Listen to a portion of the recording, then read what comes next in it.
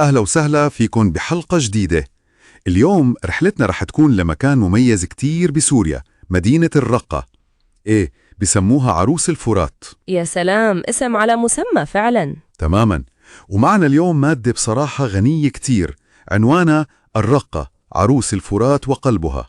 رح نحاول سوا نغوص بتفاصيلها ونفهم أكثر عن هالمحافظة، تاريخها، ناسها، ثقافتها. بالفعل رحلة أكيد رح تكون شيقة. الرقة منطقة بتجمع بين النهر والصحراء، بين تاريخ قديم كتير وحاضر حاضر صعب شوي. هدفنا نستكشف سوا أهم ملامحها. حلو كتير. خلينا نبلش من الاسم نفسه، الرقة. يعني شو قصته هالاسم، من وين إجا؟ هلأ شوف، في أكثر من تفسير بصراحة. أيوة. التفسير الشائع والأكثر منطقية يمكن هو إنه جاي من رقة الأرض. رقة الأرض؟ كيف يعني؟ يعني الأرض اللي بتكون سهلة منبسطة وخصبة، وهالشي بيوصف تماماً طبيعة الأرض اللي حوالين نهر الفرات. عرفت كيف؟ إيه والله منطقي جدا. يعني الاسم بيعكس جغرافيتها. تماماً. وفي تفسير تاني أقل شيوعاً شوي بيربط الاسم بالرق. الرق؟ تبع الكتابة قصدك؟ الجلد الرقيق؟ هو يمكن كإشارة لنعومة ترابها، أو لشيء له علاقة بالتاريخ والكتابة بهديك المنطقة، بس الأول هو الأرجح صراحة. طيب، وقبل ما يصير اسمها الرقة كان لها اسم تاني؟ أكيد، بالعصر البيزنطي يعني قبل الإسلام بفترة كانت المدينة معروفة باسم كالينيكوس. كالينيكوس. بس اسم الرقة الحالي هم اللي اشتهر وانعرف، خصوصي بالعصر العباسي. العباسيين. سمعت إنه الخليفة المنصور كان له دور؟ تماماً. الخليفة العباسي أبو جعفر المنصور هو اللي سماها الرقة واتخذها مقر إقامة له لفترة، وهذا الحكي كان قبل ما يبني بغداد حتى. عن جد؟ يعني كانت عاصمة مؤقتة أو شي هيك؟ نوعاً ما كانت مقر مهم كتير، وهالشي بحد ذاته بيعطينا فكرة قديش كانت هالمدينة إلها أهمية استراتيجية ومكانة من وقت كتير مبكر. يا سلام. طيب هلأ جغرافياً وين موقع الرقة بالضبط؟ هي بشمال شرق سوريا، يعني إذا بتطلع على الخريطة بتلاقيها على الضفة الشرقية لنهر الفرات. تمام. وشو بيحدها؟ هلأ من الشمال عندك محافظة الحسكة، من الغرب محافظة حلب، ومن الجنوب محافظة دير زور. يعني موقعها بيربط بين مناطق مهمة. بالضبط. والمركز الإداري للمحافظة هو مدينة الرقة نفسها طبعاً. بس في مدن تانية كمان مهمة بالمحافظة، مثل مدينة الطبقة اللي فيها السد، وتل أبيض على الحدود الشمالية. وطبيعة الأرض كيف؟ أكيد النهر هو اللي مسيطر على المنظر. هو المحور بكل شيء تقريباً. المنطقة عبارة عن شريط زراعي ضيق بس خصب كتير كتير على ضفاف الفرات. هي واحة خضراء طويلة. وباقي المحافظة؟ باقي المساحة الغالبية العظمى منها هي أرض شبه صحراوية، يعني أرض منبسطة جافة نوعاً ما. يعني تناقض واضح بين ضفة النهر والعمق. تماماً. وما لازم ننسى كمان بحيرة الأسد اللي تشكلت ورا سد الفرات. هي أكبر بحيرة صناعية بسوريا ومصدر مهم للمي وللسمك كمان. هالمزيج بين النهر والصحراء أكيد بينعكس على المناخ تبع المنطقة. 100%. المناخ بشكل عام يوصف بأنه صحراوي، يعني صيف حار كتير وجاف. قديش حار يعني؟ لا، حار عن جد. يعني درجات الحرارة بترتفع كتير، والشتاء بيكون بارد وكمان جاف بالغالب. والأمطار قليلة. تحدي وفرصة للناس اللي عاشوا فيها عبر العصور الطويلة. وهالشي بيقودنا لناس الرقة لسكانها. كيف أثرت هالبيئة وهالتاريخ على التركيب وثقافة أهل الرقة؟ التركيبة السكانية بالرقة الغالبية العظمى هن من العرب السنة، والشي المميز جداً هو الحضور القوي للقبائل العربية الكبيرة والعريقة. مثل مين مثلاً؟ عندك قبائل كبيرة إلها امتدادات واسعة بالمنطقة، مثل العقيدات، العنزة، الولدة، البقارة وغيرها كتير طبعاً. هيدا التركيب القبلي والعشائري له أثر كبير كتير على النسيج الاجتماعي والقيم والعادات. يعني الثقافة العشائرية بعدها قوية وموجودة بالحياة اليومية؟ قوية ومتجذرة بشكل كبير. القيم البدوية الأصيلة مثل الكرم والشجاعة وحماية الجار والاعتزاز بالنسب هي جزء أساسي من الهوية الثقافية للمنطقة. المضافات والدواوين تلعب دور اجتماعي مهم. وشو بالنسبة للمكونات التانية؟ في أقليات؟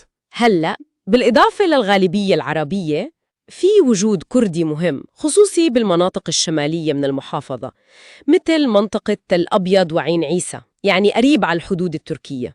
واللهجة كيف؟ بيقولوا لهجتهم مميزة؟ مميزة جداً. بيعتبروها لهجة بدوية قريبة كتير من اللغة العربية الفصحى، بس بنفس الوقت إلها رنتها الخاصة ومفرداتها اللي بتعكس بيئة المنطقة وتاريخها وتفاعلها مع البوادي المجاورة بالشام والعراق والجزيرة العربية. فيها جزالة وقوة باللفظ. شي حلو هالتنوع باللهجات. طيب، ننتقل للاقتصاد. على شو بيعتمدوا أهل الرقة بمعيشتهم بشكل أساسي؟ أكيد الزراعة إلها دور كبير بسبب الفرات. أكيد، النهر هو حرفياً شريان الحياة الاقتصادي للمحافظة.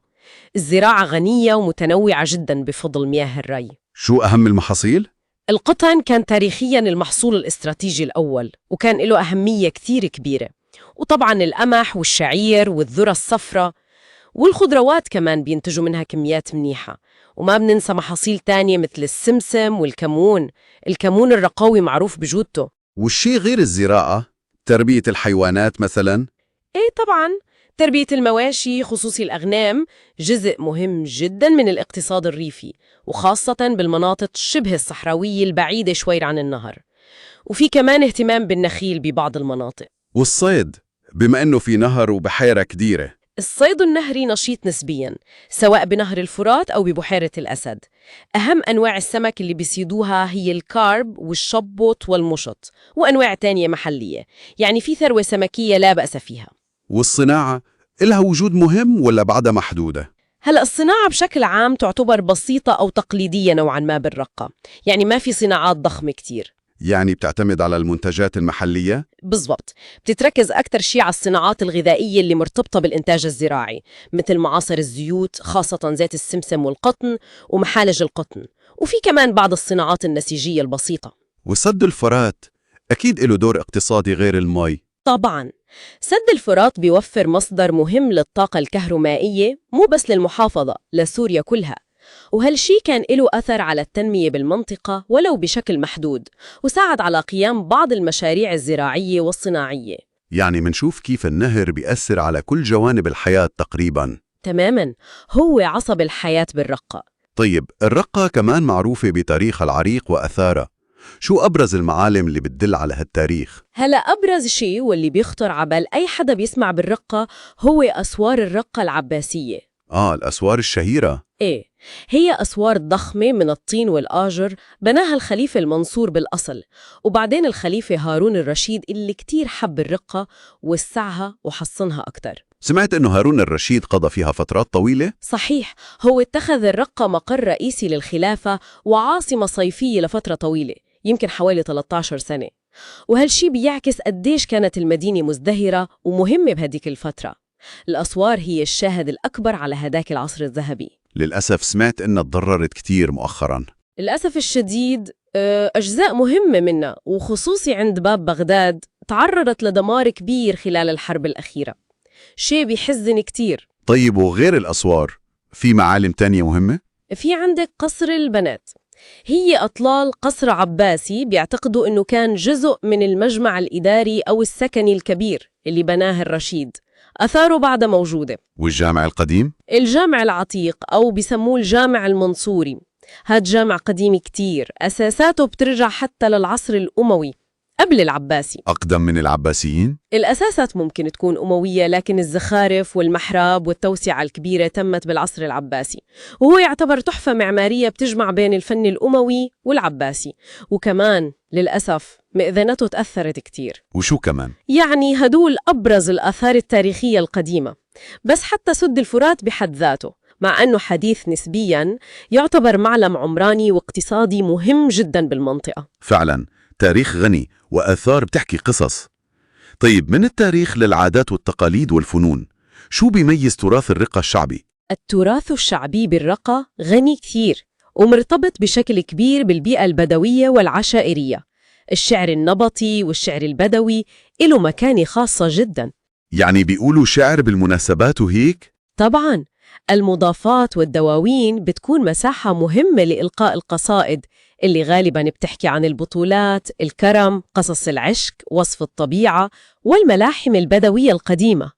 الأغاني الفراتية كمان إلها طابعها الخاص والمميز. والدبكة؟ أكيد في دبكة فراتية؟ أكيد، الدبكة الفراتية مشهورة بحركاتها القوية وروحها الجماعية، وفي كمان رقصة العرضة الشعبية اللي بتصير بالمناسبات الكبيرة والأعراس. قصص البطولات القبلية كمان جزء مهم من التراث الشفوي اللي بيتناقلوه الأجيال. تراث حي ومتجذر. هلأ وصلنا للفقرة اللي بستناها، المطبخ. سمعت أكلاتهم طيبة ودسمة؟ هون بدك توقف وتسمع. المطبخ الرقاوي قصة تانية خالص. يلا لشوف، شو أشهر شي؟ المنسف؟ المنسف الفراتي هو أشهر طبق يمكن، بس انتبه، هو مو مثل المنسف الأردني بالجميد تماماً. كيف يعني؟ شو فرقه؟ هلأ هو فيه لحمة ورز أبيض وبيتقدم مع لبن مطبوخ، بس بيكون قوامه أخف شوي من الجميد الأردني التقليدي، وأحياناً بيحطوا خبز صاج أو رقاق تحته. طعمته يعني شيء خرافي عن جد. شهيتيني والله. شو في كمان أكلات مميزة؟ في أكلة مشهورة كتير اسمها المكمورة، سمعت فيها؟ لا والله، شو هي المكمورة؟ هي عبارة عن طبقات من العجين، وبين كل طبقة وطبقة بيحطوا حشوة لحمة وبصل وبهارات، وبعدين تنخبز بالفرن أو بالطريقة التقليدية تحت الجمر أو بالصاج. أكلة دسمة وتقيلة بس طعمتها بتاخذ العقل.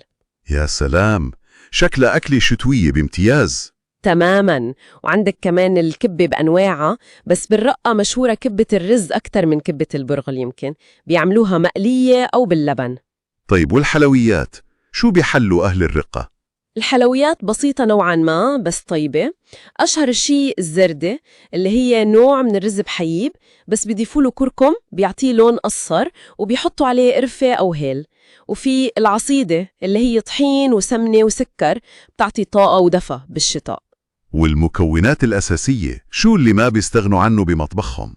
اللبن ومنتجاته، وخصوص اللبن الجميد اللي هو لبن مجفف ومملح، بدخل بكتير طبخات.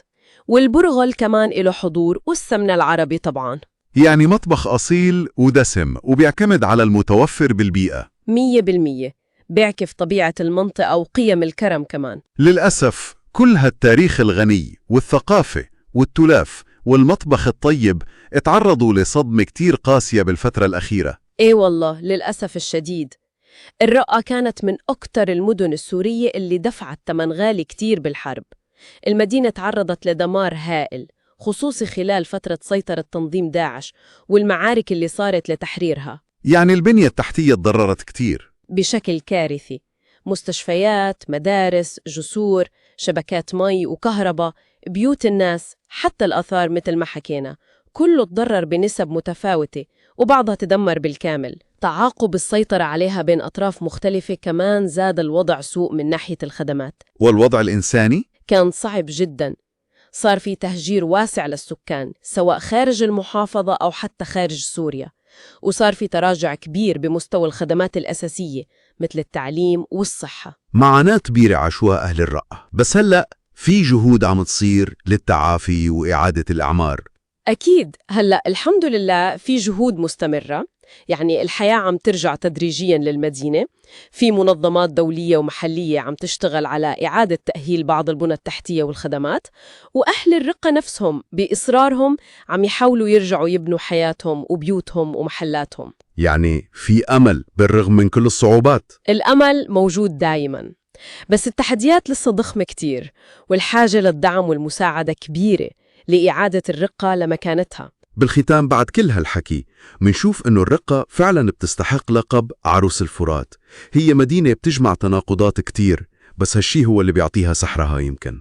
تماماً، هي مكان بلتقي فيه أصالة البداوة وقيمها مع عراقة التاريخ العباسي وحضارته، وكل هذا على ضفاف نهر عظيم.